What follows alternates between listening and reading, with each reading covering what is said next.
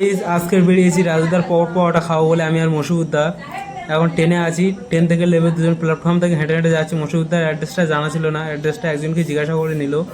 তো এখন হাঁটতে হাঁটতে যাচ্ছি, তা মনে হলো রাজুদার জন্য যাও কিছু তো নিয়ে যেতে হবে।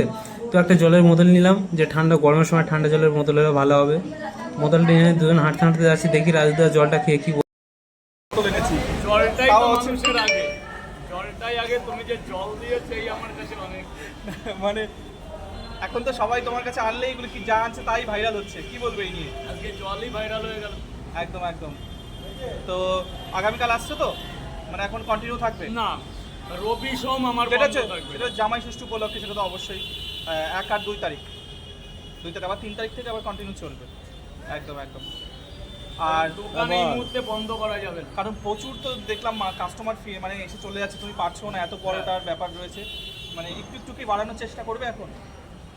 এই সম্ভব মুহূর্তে হচ্ছে না, না। এই বর্তমান আমাদের দুর্গাপুজো শারদীয়ার উৎসবের আগে আগে।